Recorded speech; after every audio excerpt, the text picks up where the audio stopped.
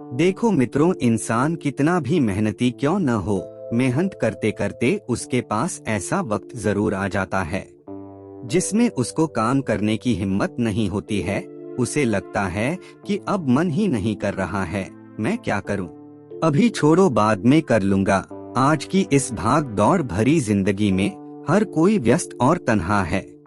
आज के इस दौर में लोग तन्हा और दुखी हैं। विशेष रूप से आज का युवा वर्ग सबसे ज्यादा तन्हा, निराश और हताश है। आज का युवा वर्ग अपने करियर को लेकर काफी चिंतित रहता है। बहुत से युवा अपने जीवन में बहुत कुछ बड़ा करना चाहते हैं, लेकिन ऐसी बहुत सी परिस्थितियां आती है जो उन्हें अंदर तक तोड़ कर रख देती है। उस समय समझ में नहीं आता कि क्या करना चाहिए क्या नहीं। ऐसे समय में हर किसी को नहीं, थोड़ी सी मोटिवेशन की जरूरत होती है, क्योंकि मोटिवेशन हमारे लिए एक ऊर्जा की तरह काम करती है। जीवन में आगे बढ़ाने के लिए अपने आप को खुश करना कितना जरूरी होता है। मित्रों, गौतम बुद्ध कहते हैं, इस वीडियो को शुरू करते हैं, एक कहानी के माध्यम से जानने की कोशिश करते हैं। एक लड़का था, बहुत ही गरीब और ईमानदार था, और उसने हाल ही में अपनी पढ़ाई कंप्लीट की थी। वह पढ़ने में बहुत तेज था, अपनी क्लास में सभी बच्चों से हमेशा टॉप नंबर ले आता था। सभी विषयों में पास तो हो गया, रिजल्ट भी बहुत अच्छा रहा। बारी जब जॉब की आई, उसकी किस्मत में राहु केतु ने प्रवेश कर लिया। जहां भी जाए उसे कहीं जॉब ही न मिल रही थी। इतने सारे एग्जाम में टॉप आने से भी उसका कोई फायदा नहीं रहा। फिर थक हार कर अपने गांव से शहर में चला गया। 2-3 दिन इधर उधर भटक कर जॉब की तलाश की, मगर उसे कहीं जॉब ही नहीं मिल रही थी। कहीं भी जाता लोग उसे मना कर देते थे। फिर वह मन ही मन में सोचने लगा कि आखिर मेरी इतनी पढ़ाई करने के बाद भी मुझे जॉब क्यों नहीं मिल रही है। मेरे एग्जाम में नंबर भी अच्छे आए हैं, हर बार मैं फर्स्ट डिवीजन से पास भी हुआ हूँ, मुझे हर चीज का काफी अच्छा नॉलेज भी है, फिर भी आखिर मुझे जॉब क्यों नहीं मिल रही। आखिर मैं हर बार निराश होकर क्यों बैठ जाता हूँ। अंदर ही अंदर यह बात सोचकर काफी परेशान होते जा रहा था। आखिरकार वह हार मानकर अपने घर की तरफ वापस चल दिया। तब तक अचानक उसके मन में एक ख्याल आया, एक बार फिर से कोशिश करते हैं। मैंने सुना है कि कोशिश करने वाले कभी हार नहीं मानते हैं, तो क्यों ना एक बार और कोशिश की जाए। वह यह बैठकर सब सोच ही रहा था, तब वहां से कुछ दूर एक अमीर सेठ का घर दिखाई दिया। उसने सोचा, यह सेठ अमीर है, इसके पास कुछ ना कुछ काम तो जरूर होगा, क्यों न एक बार आखिरी मौका देख ही लिया जाए। इतना सोचकर वह चला गया सेठ के घर पर। वहां जाकर बोला, मालिक मेरे लिए तुम्हारे पास कोई काम है। सेठ बोला, काम तो है, क्या तुम उसे कर पाओगे? हाँ, मैं जरूर कर लूंगा, मैं बहुत मेहनती हूँ। ये देखो मेरे रिजल्ट कितने अच्छे नंबर्स आए हैं, मैं हमेशा क्लास में टॉपर ही रहा हूँ। सेठ बोला, इसकी मुझे कोई जरूरत नहीं, क्योंकि मुझे दिख रहा है। तुम एक काम करो, वहाँ पर कुछ पत्थर पड़े हुए हैं, तुम यहाँ से उठाकर छत के ऊपर ले जाओ और तुम्हारा काम हो जाए, तुम ऑफिस पर आ जाना। लड़का बहुत खुश हुआ और जल्दी जल्दी अपना काम निपटाकर चला गया ऑफिस, क्योंकि सेठ ने बोला था बाकी बातें हम ऑफिस में करेंगे। ऑफिस में जाकर सेठ से बोला, आपने जो काम दिया था वह पूरा कर लिया मैंने, अब मेरे लिए क्या आ गया है हुक्म? सेठ ने बोला, मेरे से गलती हो गई, तुम एक काम करो, उस पत्थरों को वापस उसी जगह पर लाकर रख दो।